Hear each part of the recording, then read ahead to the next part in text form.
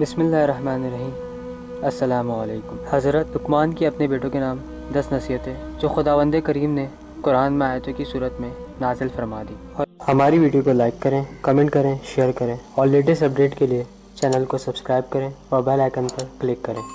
ان نصیحتوں کو 5 آیتوں میں جمع کر دیا جن میں عقائد، اخلاق اور آداب معاشرت کا موضوع شامل ہے۔ حضرت لقمان کی پہلی نصیحت جسے خدا نے قرآن میں نازل فرمایا وہ سورہ لقمان آیت نمبر 13 میں ہے۔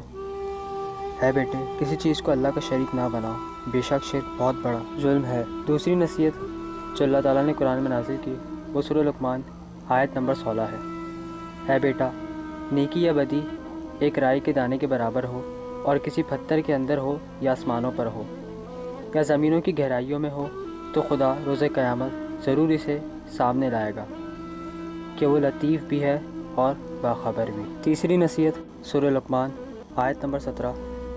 بیٹا، نماز قائم کرو، نیکیوں کا حکم دو، برائیوں سے منع کرو، اور اس میں جو مصیبت پڑے اس پر صبر کرو کہ یہ بہت بڑی حکمت کا کام ہے۔ چوتھی نصیحت سورہ لقمان آیت نمبر 18۔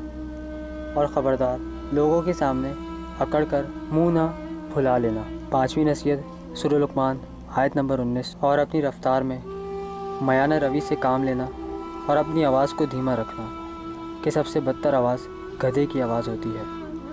ان 10 نصیحتوں کے اندر حضرت لقمان نے توحید، ماد اور نماز کی طرف اشارہ کیا، پھر 2 اجتماعی امور عمل بالمعروف اور نہی عن المنکر کو بیان کیا۔ اس کے بعد سخت حادثات کے مقابلے میں صبر اور استقامت کے بارے میں گفتگو کی۔ آخر کار آداب معاشرت کے 3 اہم نکات کا تذکرہ کیا۔ سچ ہے کہ اگر ان امور پر صحیح طور پر عمل کیا جائے تو انسانی و اخلاقی شہر آباد ہو سکتا ہے۔